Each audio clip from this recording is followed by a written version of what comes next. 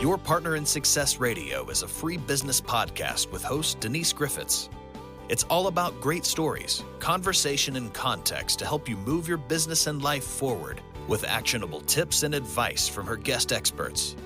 To listen and subscribe, just find us on iTunes, Google Play, or wherever you consume your podcasts.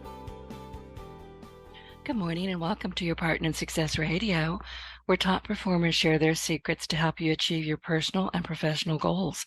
I am your host, Denise Griffitts, and together with my amazing guests, we bring you inspiring and actionable insights that are aimed to take your life and your business to the next level. Ranked in the top 2% globally, this podcast is a must listen, and it's because of my guests.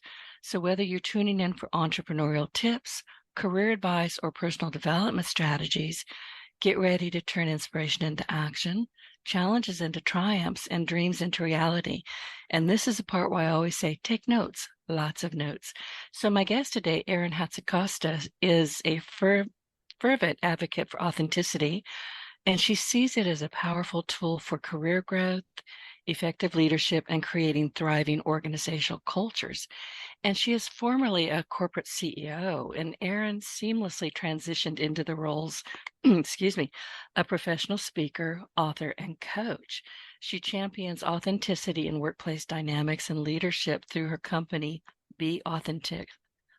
Let me try this again. Be Authentic, Inc., fostering genuine expression and transparency in professional settings.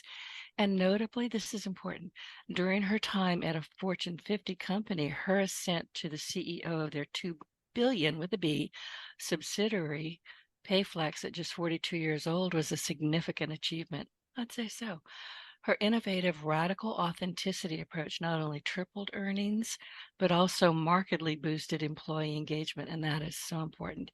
And as the author of the best-selling book, I'm a little cranky today, so hang in there with me. I can't speak. I've got something going on in my throat. As the author of the best-selling book, You Do You-ish, and a sought-after TEDx speaker, her insights have resonated worldwide, and I have that book on my desk. So in essence, Erin draws upon her corporate experience to empower individuals and organizations to embrace authenticity fully, unlocking profound personal, this is important, listen, personal and professional success. Erin, good morning. Welcome to Your Partner in Success Radio, and thank you for sending your book to me. I think I told you, in fact, I know I told you in the green room, you are now my spirit animal. I love this book. I spent time with it when it first landed on my doorstep. I always do. And then I read it over the weekend because I knew I was going to be chatting with you today.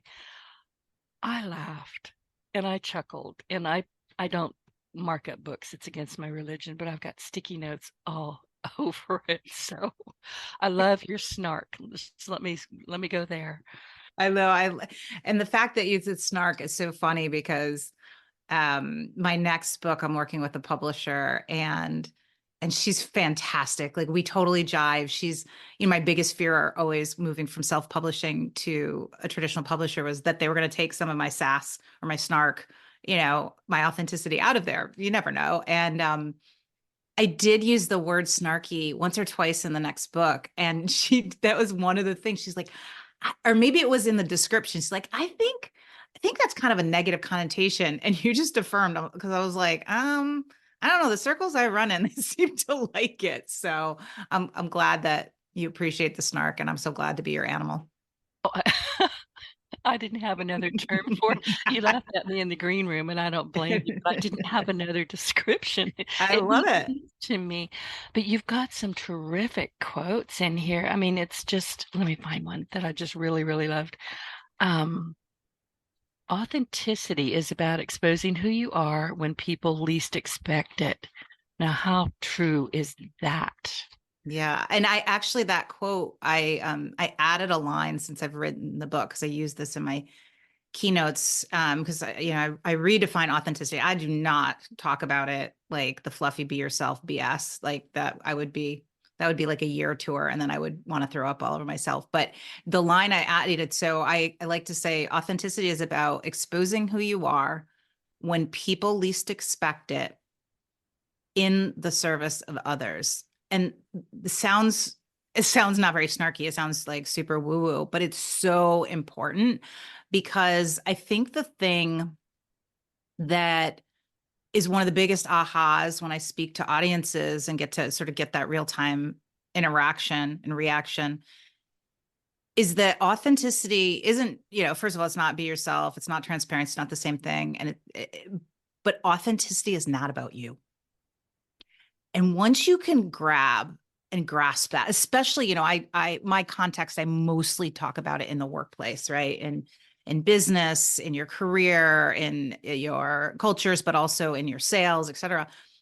If you can start to switch your mind and say, wait, no, I'm going to be more authentic, not because it makes me feel better, but because it makes the other person feel better. It increases trust and connection. It's like a fast pass to connection and trust, and gives them permission. Like I was saying to you, like you were all worried about your raspy voice. And I was like, oh, thank God.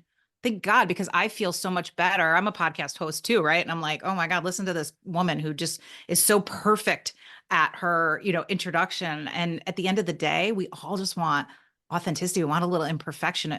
Quite frankly, it makes us feel better about ourselves who are also imperfect. So I'm glad you like that quote, and just wanted to add that on because to me, that's sort of a game changer as people think about authenticity. It really is. And I was making notes while you were talking and I wrote down authenticity redefined. And basically what I was thinking to myself was that instead of just saying be yourself, which we hear so often, oh, just be yourself. No, no, no, no. You do not want me to be myself on my worst days. Just trust me on this. So Yeah, I actually call that being faux authentic.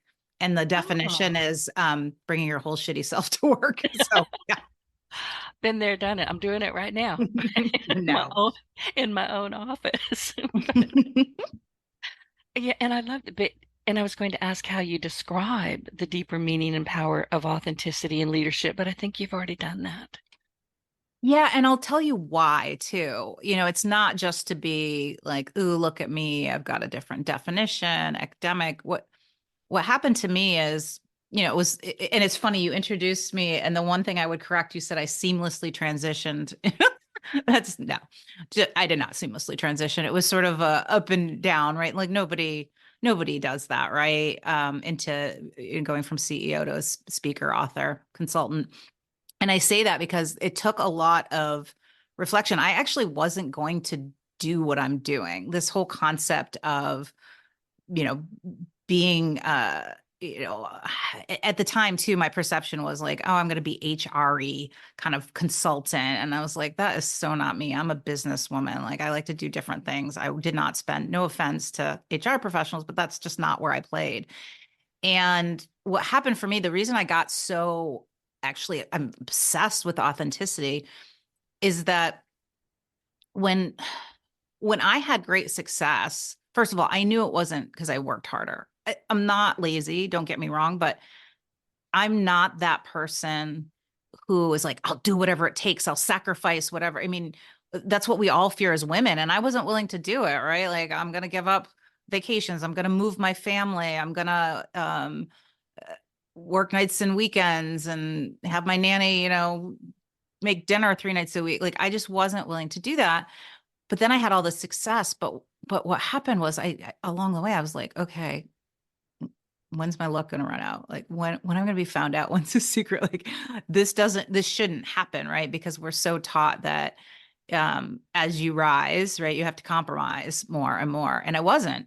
And again, it wasn't that it was easy. Don't get me wrong. I had some tough stuff and I did some hard work. But when I decided to retire, because I was itching, I thought I wanted to go run maybe a healthcare startup or so. I just had been 22 years in the sort of the um, same corporate parent company, and I was just itching. But everybody kept saying, "We're going to miss your authentic leadership," and it didn't surprise me, but it sort of hit me, and it took me a little bit. It was like, wait a minute, maybe I wasn't going to be found out. Maybe I was just playing a totally different game. And when I realized I was playing a totally different game, I started to diagnose that. And I realized that I wasn't just being myself. Like I didn't come into work like I'd come, go to my friend's party. That it was more nuanced, it was more powerful, it was more strategic at the time, probably, pretty subconsciously strategic. Now I sort of teach it a little bit more. And so that's what really put me on this like path to say, okay, what really is it? And then I went to the Greeks, of course, because I married a Greek. I went to the Greek origin of the word, which is authentikos. And that was my first clue. I looked at it and I said, okay, authentikos means three things. It means to be genuine, but it also means to be original and authoritative. And I was like, I knew it. Like, I knew this, like, authenticity wasn't the same as me just walking into work, being myself. And so I tell you all of that because I think it's really important not to just think, oh, we redefine it because we want to redefine it. It truly is a more powerful word. And it's funny when I speak to audiences and I have this ridiculous bit I do. And obviously I have a lot of humor in it, a lot of snark. There's different components to it, but it's weird. The definition portion of that talk is most often the thing that people keep going back to that really unlocks them when they realize it's not just being their self, that it's not about them, that when they slow down and think about, well, yeah, what do I like when I go to a town hall? What town hall do I like? The one where it's sort of the same old, and the PowerPoints and the earnings and or do I like the ones where they tell stories or the executive makes fun of themselves? And like I like the other one. And so people just start to reflect and go, wait a minute, you're right. The thing that I like is the same thing that probably other people like about me. And if I can think about being authentic and kind of going against the norm, because the norm is not authenticity in the workplace, it's a lot easier to do that when I know it's not just something for me. And listen, I agree with you. And I'm on page 29, and you say you found that the real power comes not simply when you're being authentic. The real power comes when you start doing authentic. Mm-hmm. I agree with you. And then this is where I put a sticky note. And this is on page 31, and I'm not going to read the whole thing, but you're talking about strategic authenticity. And I love this. Get ready to get selfish, my friend. It's the best thing you can do and for others. Let's talk about that a bit. Yeah. Well, I mean, the reality is, even though I say, okay, authenticity isn't about you, it's about others. It's about letting your guard down, about exposing who you are. It's about telling stories and modeling and, the sort of, I have a whole framework to get you starting to do it. And it's about the other person. And then you go, well, that's great. That's what I do every day. Do things for other people. The reality is, if you think of it that way, if you go into a meeting and you're more authentic so you can create that connection, if you work on your website and get rid of the BS words and use more sort of fun and plain language because it's better for the other person, the reality is it all comes back to you, right? Like, you're going to have better results. If you're in sales and you use authenticity and people trust you more quickly and connect, you're going to sell more stuff, right? If you're a leader and use authenticity because you think it's the right thing for your team, giving them that sort of permission and getting you're going to get their attention more. They're going to do more work for you. They're going to follow you. So I sort of reverse it. It's like, if you can first think about doing it for the other person, which gets you past that, that what I describe, in the workplace, as entrepreneurs and as corporate workplaces, there's sort of this inauthentic river that is easy to get caught up in, and you just get caught down it, and you do the things like everybody else does, and you follow the formula and you follow the template and you run your meetings because you don't want to look wrong. You want to look right. And when you start to change that a little bit and say, okay, but what if I don't do what is right or accurate or the playbook, and I actually do authenticity for other people? Trust me, you're going to start to stand out from the pack. You're going to start to sell more things. You're going to have people follow you. You're going to get promoted. So it all comes back to you. It does. And you're reminding me of an event. I was at a board meeting that I was dragged into willy-nilly. I didn't want to be part of it. I was just kind of dumped in the middle of all this thing. And it was, this was probably over 20 years ago. It's still the most tedious day I've ever spent in my life. And everybody was doing exactly what you're talking about. Yeah, they were all so perfect. And Oh, I'm slumped in my seat because the more it went on, the more I slid. I was hoping I could get under the table and crawl out, but that didn't happen. Yeah. And there was this one woman sitting in there. I had no idea who she was because this was my first time in this room and I hadn't sorted out who was doing what. I just knew that I hated most of them instantly. Really did. And I still kind of do. It was a long time ago, but they didn't change. I did. And I'm looking at this woman and she's sitting there completely impassive. I mean, she wasn't blinking. She never made a sound and she kind of scared me. I was like, please, who is this woman?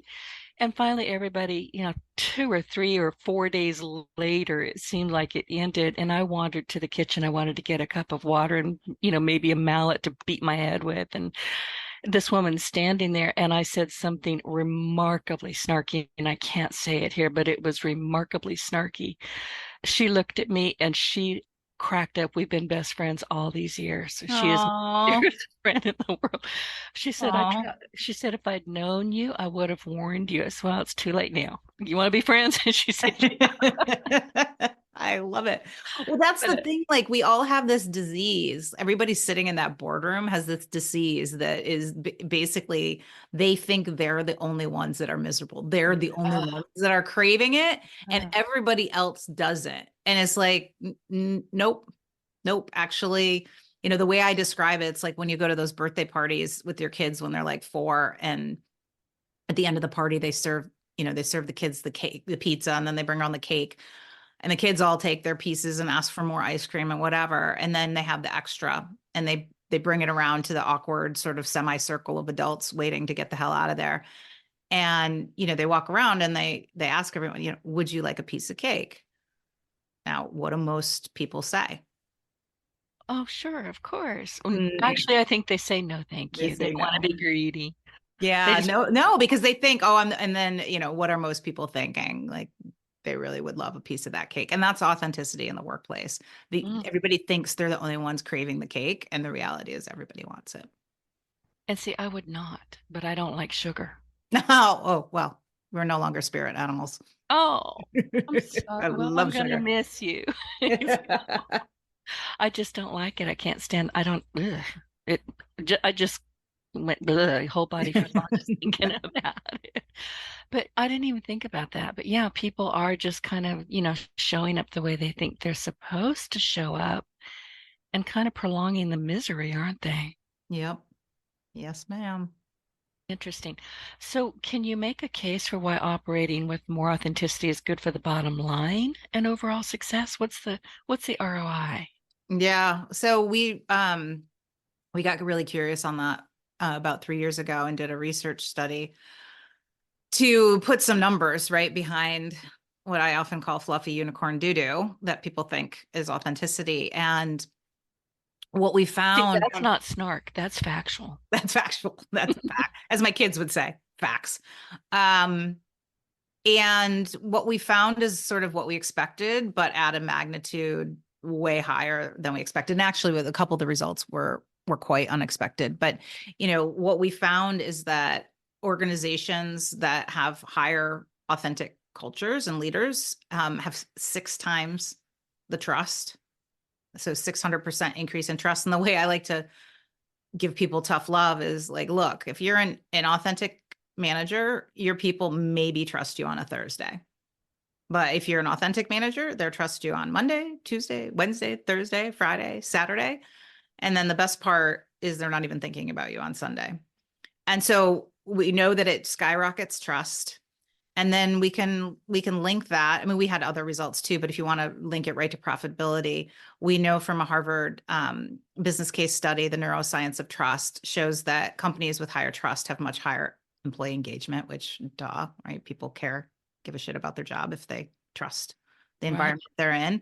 And then we know from a Gallup study that's published almost every year in different ways that companies with higher employee engagement have 21% higher profits. So what it really comes down to is the higher trust and connection. And what's interesting, well, this is not interesting probably for anybody else but me. This is really stupid. But when I first started, talking about this, and you kind of allude to it in your intro, the focus for me was really on culture, leadership, and then also personal career success. I mean, that's sort of the subtitle of the book, right? Get the career you deserve. And I don't know why I'm this stupid, but I was about 3 years in, and I had this large, Fortune 250 company's sales team want to hire me to do some training. And I had done a little bit with sales before, but most of the cuts were leadership, executives, women's groups. And I realized, I'm like, you dumbass, like this is authenticity is helpful internally, of course, for all of those things. But from a sales perspective, the entire business, especially if you're selling B2B large deals, is all about connection and trust, right? And differentiation. And that's exactly what it does. So I've started to draw even closer line of sight. I do a lot more work these days with sales organizations because, especially in the B2B world, especially in insurance, healthcare, financial services, I mean, talk about a world that is still just operating down that inauthentic river, right? There's just like all kinds of buzzwords and 84-page PowerPoints at finalist meetings. And, and so and then they're frustrated why they're not winning, why they're not differentiating, why it takes 12 meetings to get somebody to buy from you. And what I realized is what I teach around authenticity is actually a speed pass to that. It's a way to differentiate yourself. It's a way to get the sale quicker, to create that trust and connection. So that's really where I've seen the direct link. And I have companies now that are working with me on a regular basis because they saw such immediate impact from their sales teams and their ability to close, especially those big B2B deals when they added, strategic authenticity. My friend Bengay the Third, he wrote the Sales Bibles, the Closers, and he's my Wednesday podcast co-host. And many, many years ago, he was the final mentee of Dr. Napoleon Hill. He's got wisdom under his belt a lot. And he coined the phrase many, many years ago, which has been taken on by hundreds of people. So he's had to add to it a bit, but people will buy from people they know, like, and trust. Yeah. And now he says in something along the lines and who they feel comfortable with. But you have to, I don't know about you. Well, I do know about you because you're my spirit animal. If I don't like you, I'm not going to trust you. I don't care what you say. If I've got that instant, ooh, I've got the ickies, there's very little you can do to get me back on your side of the table. Yeah. And what happens is you can gain that trust if you spend enough time. But in this sort of modern world, let's call it, maybe post-COVID, probably happening even before that, your ability to get extra time with your prospects is so low. Like the days of, being able to get them out on a golf course for, 18 plus the 19th hole drink, or to even a steak dinner when you're in town is so much harder, right? Because they've got more work than they know what to do with. They've gotten sort of used to like, well, why would we do that? We can just do a quick Zoom. You've got more women in leadership. I'm sorry, but women, we ain't got time for that stuff. And so I would call this sort of more modern world where their attention span is low. You're mostly doing it through, virtual meetings or RFPs or emails. You need something to speed past that. Otherwise you're going to go insane. And if you can just start to use words that are a little less polished, and, the bar is so low because your competitors are acting like the people in that boardroom that you went to, right? Denise, right? Like that's what they're doing. So it's like, it doesn't take much. And I say this all the time. I'm like, the bar is low, people, in your industry. I've talked to industries mostly where the bar is low. And what I mean by that is there is not a lot of differentiation, sass, authenticity, boldness, right? It's all just like, how do I sound perfect? And how do, we put the patient at the center of everything we do, and, big buzzwords about their strategy. And it's like, yeah, so does everybody else. So if you can just start to splash in and have a little bit of humility and think about, okay, what would I want to see? Or how do I speed pass? Well, maybe being perfect will make them trust me quicker. Like you've got the advantage. So that's what I love about this. It's like, not everybody works with me, right? Not everybody buys into it, but when they do, I'm like, you're so smart because this is like the cheapest, funnest, easiest way to stand out from the pack and make sales quicker and make leaders better and do both of them at the same time. So I love it when I can find, that company, those right partners who get that maybe they've been doing it accidentally. And if they just turn on the burners a little bit more, like it's just going to be easy to win. This is a little bit off track, but you made me think of it. I'm writing a book for the closers, and it is about sales, but it's also about podcasting and get your voice heard. And it occurred to me because I'm having to dig very deep into how I operate now. Because you know it, and then you find out, oh, I didn't know that about myself. How interesting. What else am I missing? But I realized that I speak very differently than I write. And I'm finding that out because, words when I write. And I said, why do I do this? It occurred to me that I learned to read. I taught myself to read when I was about 3 years old. Nobody told me I couldn't read, so I read. And I was reading anything and everything that my parents had on their bookshelves, including, Guy de Maupassant and, some of the French, they were in English, but I mean, I was reading enormous words, was spelling them phonetically. And I found out to my deep chagrin recently, as I'm writing some of my chapters, that there are words that I can spell them. I know the origin of them, but I don't dare say them because I've never heard them pronounced. Yeah. And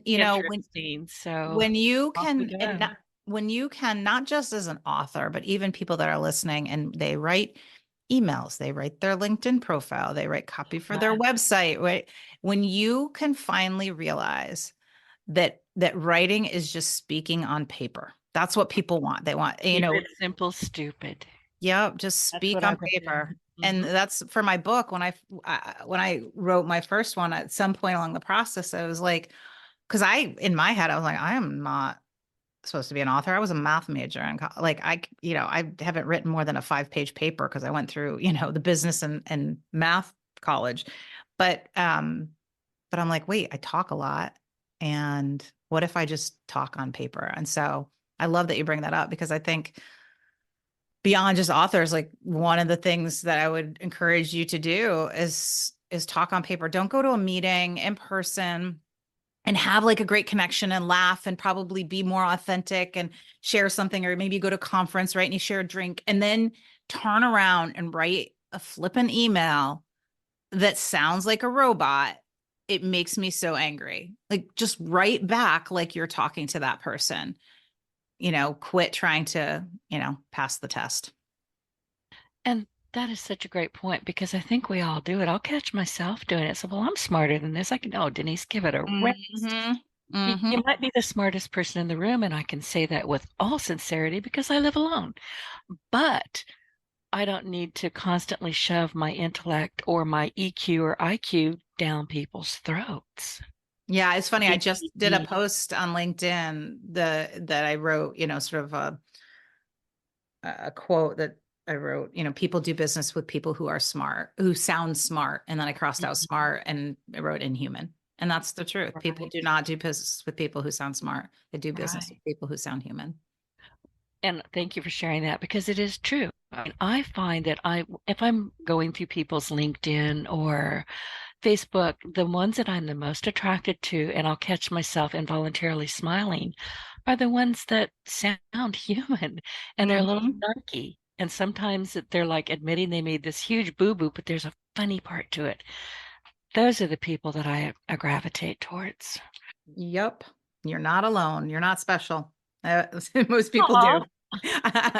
Tough love. Okay, this is tough love. I'm done. You and I had talked, I think, in our pre-interview about the 6 principles of strategic authenticity. And you spelled it out from HUMANS ... And you said they're good training wheels to help you make tangible action to operating with more authenticity. Let's talk about that. Can you walk through each one of those principles in detail? Yeah. And what I mean by that is, I'm not here to tell you exactly how to act because that would be hypocritical. But also, I think a lot of people get frustrated that they know authenticity is, they know that authenticity is powerful. They read the articles, they nod their head, but then they wake up the next day and they do the same stuff, different day, right? And so humans, the 6 principles of strategic authenticity are meant to really give you those actions. Like I always say, they're action verbs, they're not adjectives, which I don't even know if that's accurate in, true like English, but what I mean is they're things to do and to get you going. And so the H stands for humility. And what I always say is humility is a speed pass to connection and trust. So this is the concept of purposely, when you introduce yourself, add in something of humility, a humility story. I actually work with clients all the time to craft what we call their intriguing intro, and it has 3 components to it. One is a humility moment. One is a big brag, and then one is a what's in it for them. So how do you start out a meeting with a humility? Go to, like, I rarely will you get on a meeting with me or even a podcast. I don't feel comfortable not having a humility sort of moment or story in the first 5 minutes, because the last thing I want is people to think like I'm perfect. Like when you said seamlessly transition, I was like, oh no, I didn't. Right. Like I want you to know I'm not perfect. So that's humility. That's the H. Um, U stands for unexpected. And the authenticos, remember when I mentioned the 3 words, one of them is original. And people who are authentic don't focus on what's normal. They focus on what's needed. So when I say unexpected, that doesn't mean I'll do something like showy because you're like, look at me. It's really, how do you do the thing that's maybe not normal, but's needed, that's different, that's bold? Like, how do you constantly, and that's really kind of the foundation of my next book, the 50% rule. How do you at least half do something new, fresh, get rid of what's crusty or doesn't feel like you? And in fact, when I talk to corporate audiences, I'm always like, do you get frustrated? Have you gotten frustrated in the last week where you've had a meeting and people aren't sort of, they're multitasking, they're not listening to you. And they're always like, yeah. And I'm like, yeah, it's your fault. It's your fault. You're way too expected.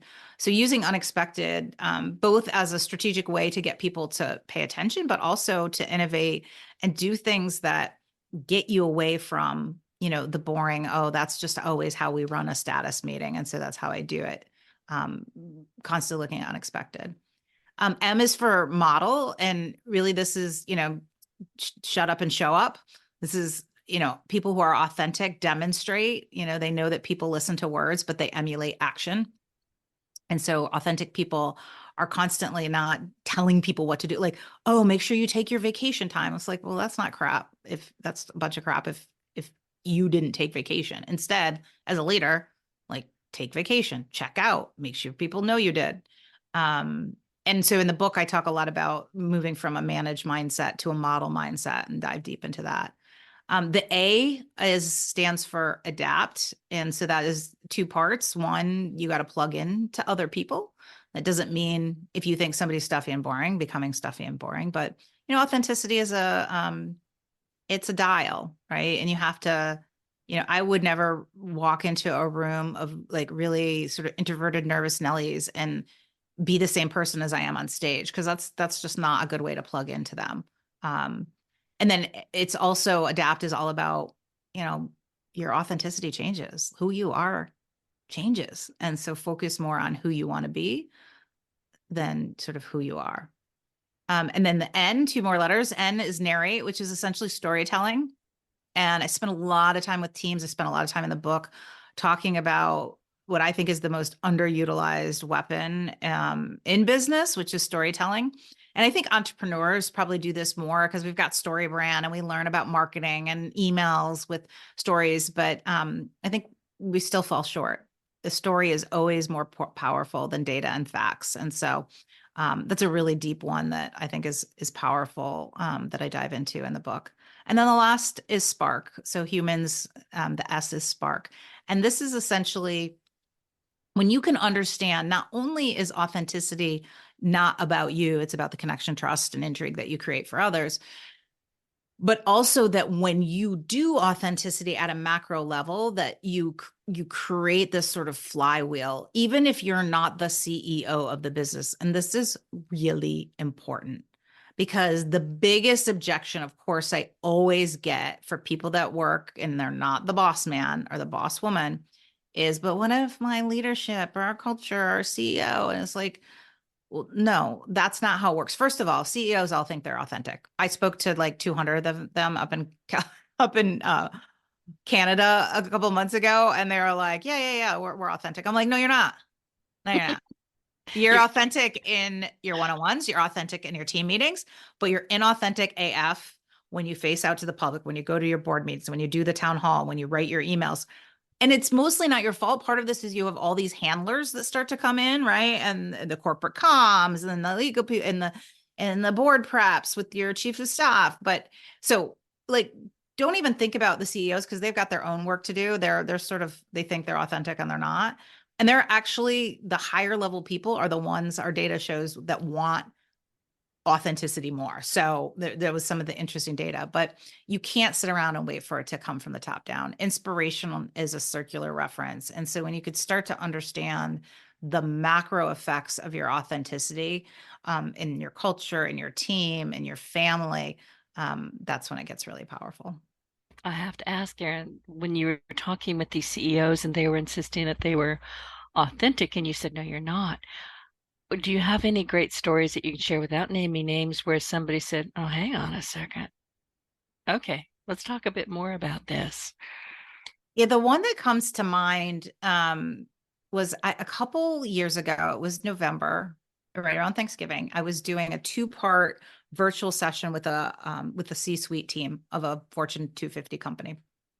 And we had sort of day one was sort of what I call my authenticity awakening. So this was, really sort of reframing what it is, talking about the data. How do you start doing it? How do you start experimenting?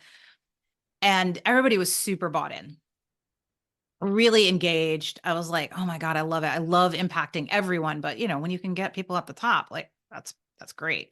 And then we came back after the Thanksgiving holiday, the US Thanksgiving holiday.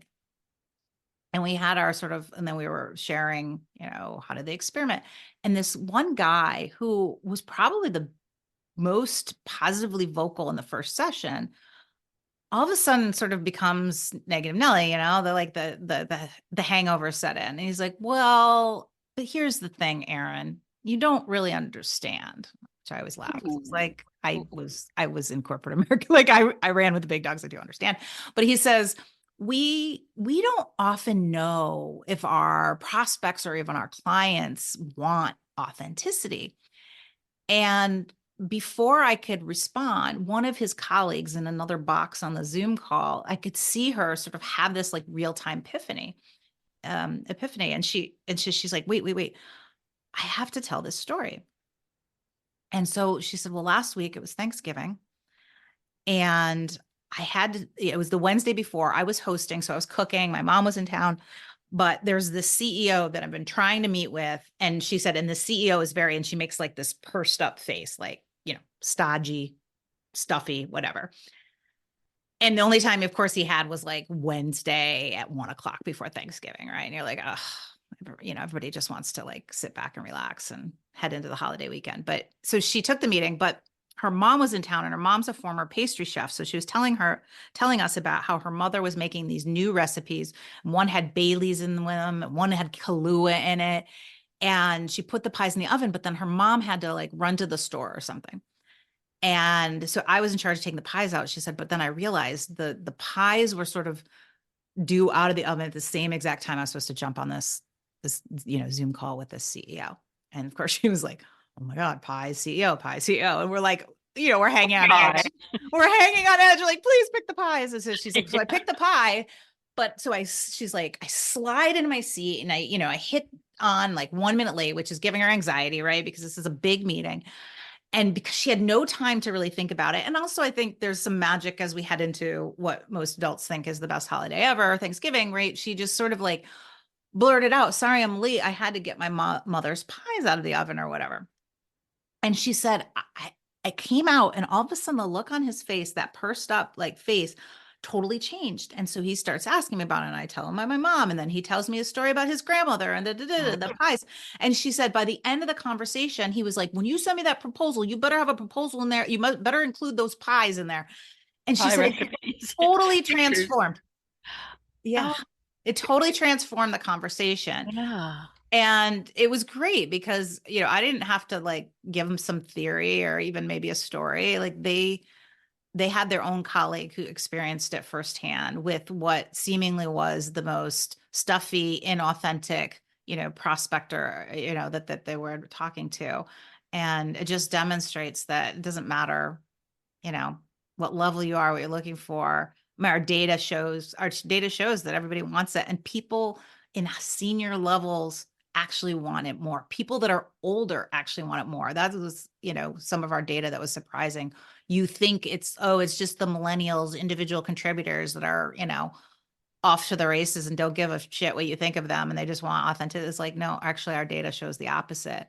But unfortunately, the senior level folks, the older folks have been just so conditioned that that's not something they can have because the workplace, And is they're so authentic. protected too. I mean, you can't Yeah. just go up and say, "Hey, Harry, how are you doing?" I mean, Yeah. you don't do that, I don't think. You don't think you should, but that's why they have to work harder. Right. And Uh, that's what I'm so proud of. I mean, I was CEO. I had about 1,000 people that worked for me. I was a subsidiary company. So, it wasn't this Fortune 250 size, but I mean, in fact, I'll tell you, I remember the first time my corporate comms sort of dotted line person stepped in to write an we had this like company-wide org changes we had to do. We had consultants in for 3 months. We had to analyze, and everybody was doing sort of restructuring at the same time. It was brutal. It was miserable, right? And so they had these very coordinated um, communications that were going out throughout the company this one week. And so sure, and I hand it over to him and have him write it. And I remember Denise getting it back. Like, I remember the first thing I did, I put on like editing, right? Knowing I would probably have to redline a few things, make sure, sound. And I put on the red line and I start reading and I'm like, I I can't even redline this. I have no idea what he's saying in this thing. Like, I have no idea. And none of it was all big words and it didn't make sense. And I was just like, you know what? I'm all set. Like, and I did my own communication and I got rid of my stupid picture at the top and I didn't use the template and I wrote like I talk. So my point is, when you're at the top, you could say, well, but I've got this person that does it. And it's like, well, it's your job to push and force your authenticity out there because you're actually, yeah, like you said, you're going to fight against it even more because handlers. exactly. And we are human. And I don't know. And I've watched this and I was writing down while you were talking. I tend to not hear what people say. I mean, I may Mm. hear it, but I'm probably not going to retain it because I'm actually watching what they're doing. Mhm. Yeah, people can, politicians in particular, are good at spouting out a whole bunch of garbage, Yep. in the deep South garbage. But then you watch what they did and you're like, oh, you little bastard. I mean, Yeah.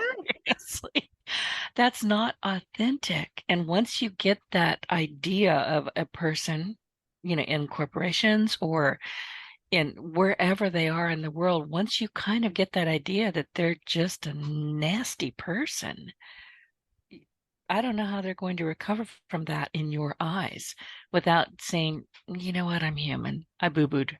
Yeah. And then if they do that, they can actually skyrocket your trust, right?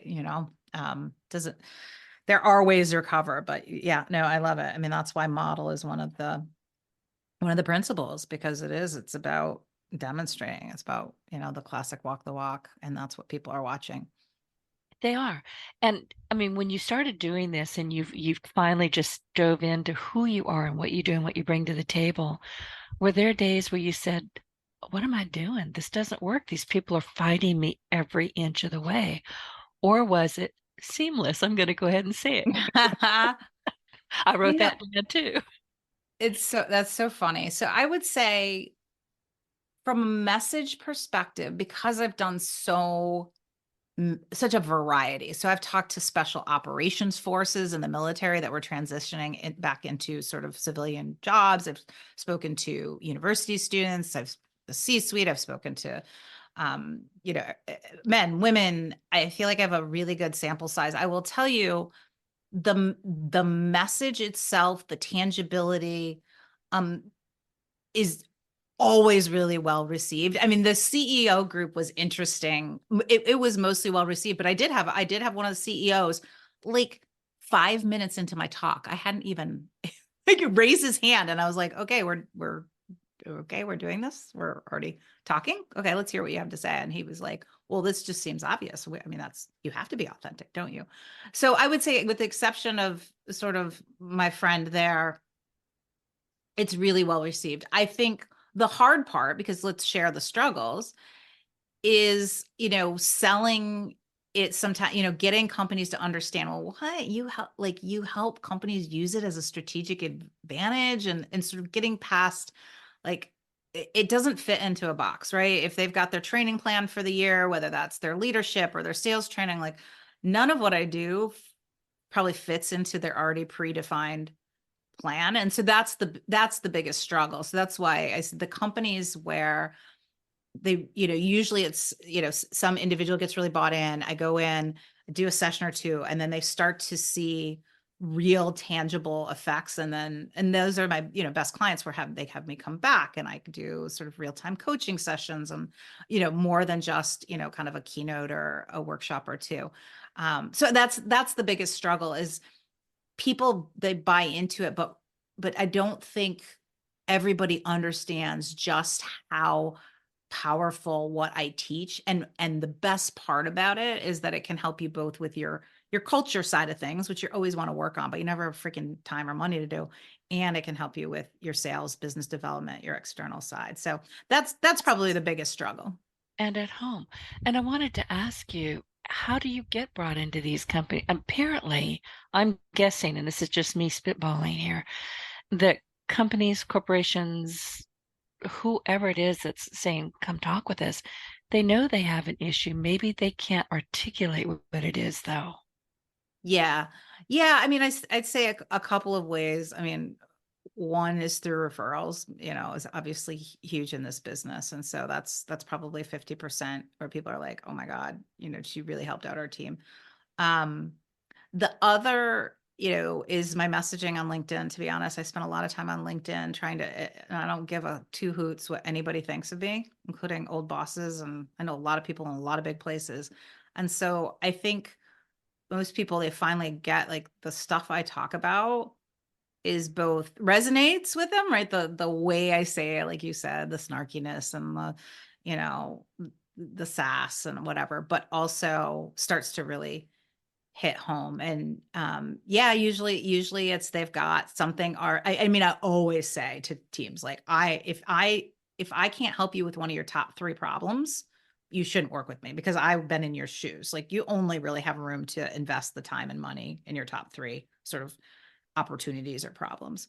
But when, for example, I'm doing a keynote in a couple of weeks, with a big benefit consultant in the group benefits space.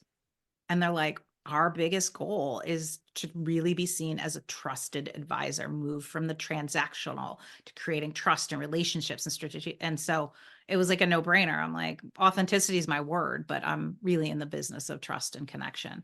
So that's always how it is. And I actually really force those conversations as somebody who's, really wears a business hat, not a HRE fluffy hat. I always want to know, what are you trying to achieve? Are you trying to, like, I have one client who has underwriters that they want to, what they told me is they have to be more salesy. And I'm like, oh my God, you tell that to an underwriter, they're going to throw up or leave, right? Like, nobody in that profession ever went in that profession to be told they have to be more salesy. But if you can teach them about the power of authenticity and how to interact more authentically with clients, with their colleagues, like, then you're going to get the same results. It's just going to feel a lot less icky. So you're absolutely right. We always talk about, what are you trying to do? And I don't BS people. Like, if they're if they're just like, oh, we really want to get our sales people to be more machines and produce more. I'm like, that's probably a million other people that are much better at that. Yeah, it's not than going to me. happen. Yeah. Listen, as humans, we know, most of us know when we're being sold and we don't like it No. at all. My No. spidey sense just goes through the roof and I'm like, gotta go. Yep. Now, if you want to have a conversation with me and I can pick something out about you that I like or find attractive or funny or snarky, then we can continue the conversation. But if you're just going to jump into a sales pitch, you're going to hear a click. That's it. Yeah. I don't even say goodbye. I'm gone. Yep. And Yep. that's devastating for this poor schmuck on the other end of the phone. I don't care. You were trained wrong. Go back. Get some Yep. get Yep. some better training. You've mentioned a couple of times you've got a new book coming, the 50% rule. Mm-hmm. Tell us about that. And let me ask you, will you come back when that book is ready and come back on the show? Of course, I would be happy to. Yeah, I am honestly, I'm obsessed with this book. Like it's weird. And I'm obsessed both with the concept because I've been using it for so long and have others used it. And so the concept itself is not new. So I'm super obsessed with the concept, but I love this book too. It's you do you-ish on steroids. It's snarky and funny, but it's got stories of mine, but it's got a lot of other stories. So the quick, what is it? The 50% rule is very simple and it's on the surface. And it essentially says anytime you're learning something new, listening to a podcast, getting advice, starting a new venture, doing something hard, only take about 50% of what people are telling you or what the playbook is today, and then throw out the 50% that feels icky or feels like it probably doesn't work or it's old or you just don't want to do it. And then curate your own 50% new ideas, merge it with other ideas. And so that alone, of course, is not enough to write 55,000 words about it. What happened is I was using that for myself because as a new entrepreneur, I got stuck in this, right? Here's the formula, here's the playbook. And then all of a sudden I was like freaking miserable and Yep. not doing things right. And I sort of one day was like, well, what if you 50% rule it? And then other people would come to me and it was very organic. Like they'd be like, oh, I'm having trouble with this. And I'm like, what if you just 50% rule it? And they're like, huh? And so that, caught on. And then what happened is I started to see it everywhere. So the book is a little, if I could be so bold, it's like a cross between like a Jen Sincero, tough love, but and a Malcolm Gladwell, like I see things that people don't, patterns that other people don't necessarily see. And so I started to see the 50% rule in people like Weird Al Yankovic and Hamilton, John Madden, Ruth Bader Ginsburg, Savannah Bananas. I started to see all of these people that had this great success, not necessarily because they were the most talented or gutted it out and worked the hardest, but because they took 50% sort of normal and 50% of new and smashed it together. And so the book has a lot of different stories. There's over 60 quotes, kind of like in You Do You-ish. I think my favorite one, I don't have those memorized, but is I think the 50% rule is like putting matchmaking your two best friends and letting them make whoopee. So it's like all these anecdotes and different things that help you use the 50% rule, not just to get over your shit, but actually to leapfrog others to kind of go from underdog to unmatched using the rule. Okay, now I have to ask, this is probably a two-part question. Who are some of the highly successful people or companies that have exemplified using the 50% rule? And my next question is going to be, how did you do it? What are some notable Yeah. moments in your career where you went, aha? So many. I use it now, like everything. But yeah, I mean, so an example, the goat that I said is the 50% rule goat is Hamilton. So if you think about the Broadway show Hamilton, this is, first of all, not the first time Hamilton was a Broadway show. It was a Broadway show back in the 30s, and it only ran for like, I don't know, 3 or 4 months. It's also not the first time that Lin-Manuel Miranda used hip hop in a Broadway show. So his first show is called In the Heights, and it's about a modern day Latinx sort of community, and he uses hip hop. But the thing with that is it's sort of expected. And so what the power and one of the lessons from Hamilton is the juxtapositions. create joyful jolts. And what I mean by that is he took something totally, like, he took half normal, right? He has the Broadway set and he has the, the actors and the dancing, but he put hip hop and um music with white dudes who wrote with feather pens from 300 years ago, right? And so yes, there is brilliance in his songwriting, all of this, but the reason it's such a mega hit is because he 50% ruled it. So that's what I mean by the stories. Weird Al Yankovic is another example, somebody that 50% ruled music. For me, so I use it constantly, like it's running in my head. The big one that I'm most excited about is actually the book tour. So while I was writing the book, I was having fun, but I was instantaneously dreading the launch, like most authors do, because we have to market the crap out of this. And what do we have to do? We think we have to follow the playbook and we have to put together a huge project plan and we have to execute. And then I wrote half of one chapter and I went up and I was in the shower and I was like, well, what if you take your own medicine? What if you 50% rule it? And so I started to think about book tours and how I just hate how they're like boring and you've got to go to like a coffee shop or a bookstore. And then part of what I suggest in the chapters, think about things that you like to do. And so I was like, well, I'm pretty laid back. Like I like a good IPA beer and a lawn chair and a tailgate with a cornhole and hanging out with friends. And then I was like, why not make this a tailgate book tour? So just that one little change. So we call it it's called the half ridiculously authentic, half rapidly something. I can't even remember the name of it. Authentic book tailgate tour. And we're having fun with it. And we're doing one with UConn at a brewery and they're totally on board at university, obviously here in Connecticut. We're doing one at a jewelry store. We're going to even make like bleachers and stuff. And so it's just so much more fun. And honestly, Denise, it's like the tiniest switch, right? I just literally, I'll go to people and they're like, oh, we'd love to do like a book club. And I was like, that's great. It just has to be tailgate theme. And they're like, oh, that's amazing. And I'm like, it's not rocket science, but everybody is so craving, right? Something slightly different, something slightly new. And when you 50% rule it, that's what you do. And it just makes it just a heck of a lot more fun for you and for others. So that's just one example. But even while I was writing the book, I mean, part of my snarky in the book is like, you might think this rule is simple and you might just stop reading, whatever. But even while I was writing the book, I was not 50% ruling stuff I should 50% rule, like my health and my back. And so I tell stories about, even as like the 50% rule queen, I keep missing it. And so that's why I'm excited about the book, because I think once you go through it, one, it's not horrible. It's super, super fun to read, but there's no way you can't walk through life just like basically 50% ruling everything after you read it. So yeah, thanks for asking. I absolutely love this darn thing. I can't wait for it to come out in October and I'd love to come back. I can't wait for it to land on my desk. We've talked about Thanksgiving. We're talking about, your IPA and, the way you're going to be doing your book tour, so to speak. I'm snarky. You're snarky. We have fun together. I live in the deep South. Yeah, I'm 15 miles from the Gulf of Mexico as a crow flies. So, we do things a little bit differently here in this part of the world.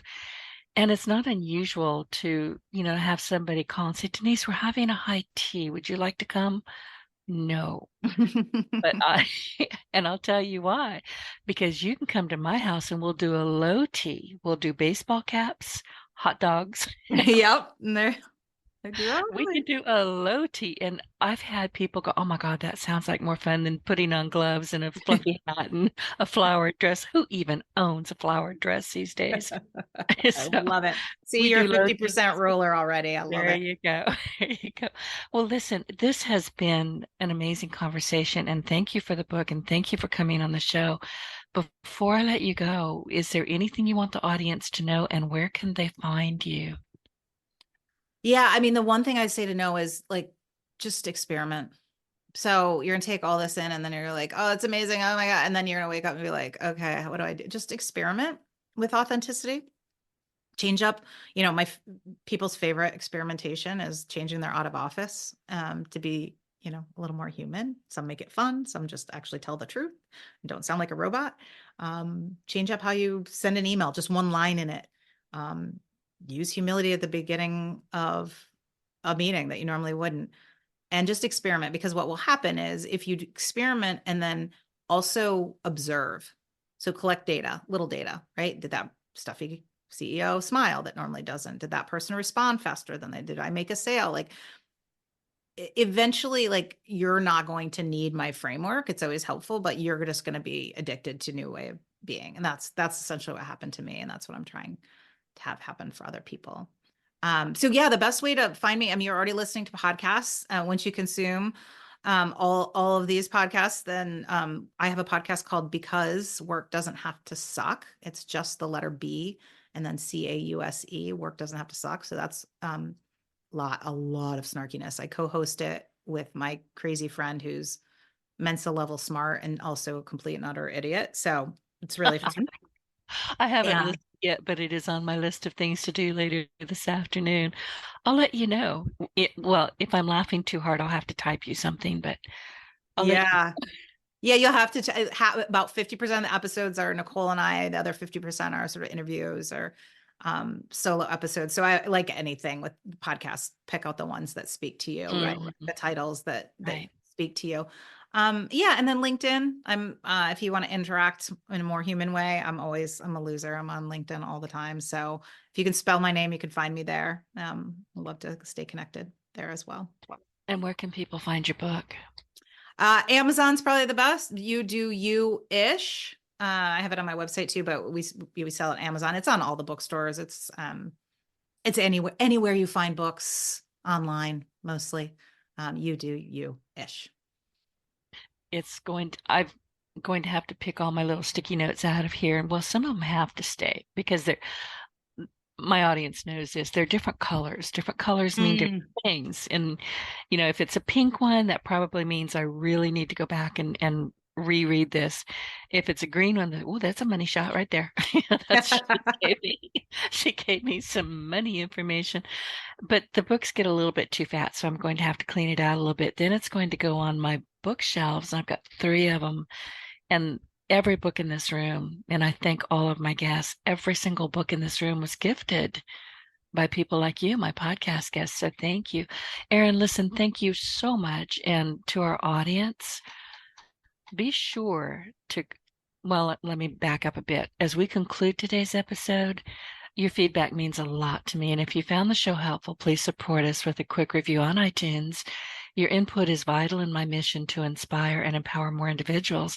So don't forget to hit subscribe, leave a review, and share your part in Success Radio with friends and colleagues. And be sure to go find Erin Hatzikostas. Did I say that right that time? You nailed it. Oh, right. On the web and connect with her and get this book. It is amazing. It is funny. It is smart. It is witty. Get it. You will thank her for it. So thank you for tuning in. And I will see you next week. Erin, again, thank you so much. And I'll see you the next time. Thank you, Denise. Get your voice heard. If you would like to launch your own far-reaching podcast, contact Denise Griffitts at yourofficeontheweb.com and go to the podcast tab.